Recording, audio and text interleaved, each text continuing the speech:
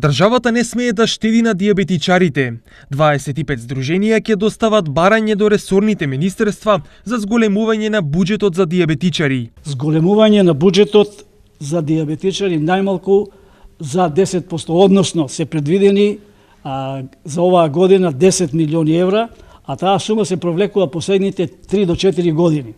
И според најавите кои на заменик министерот, на состаноците кои ги имавме во минатите 3-4 месеци, тој вели дека и во наредните 2 до 3 години не може да се очекува зголемување. Според нив буџетот за дијабетичари е ист последните неколку години, иако бројот на заболени постојано расте и превенцијата е поевтина од последиците, тврдат тие. Ако се штеди на дијабетисот, ќе се изгуби на лекувањето дупло или тродупло повише, ќе се изгуби на лекувањето од последиците кои ги предизвикува дијабетисот.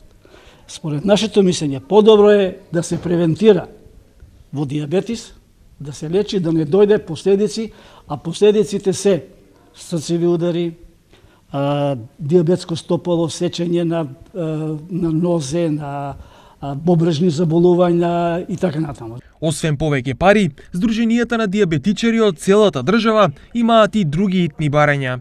Бараме воведување на најсовремени терапии и помагала. Значи, инсулини има се по квалитетни и поквалитетни во светот. Бараме да се набавуваат најквалитетните инсулини, да се набавуваат квалитетни мерачи на шекер во крвта, апаратчиња, да се набавуваат квалитетни сензори за мерење на шекер за крвта за децата.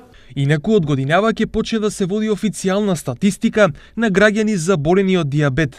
Во моментов само во Штип на инсулинска терапија се 1450 лица, што е за дури 100 повеќе од минатата година. Се ова беше кажано на дводневната работилница во Штип, на која учествуваа представници од 25 здруженија на дијабетичари од целата држава.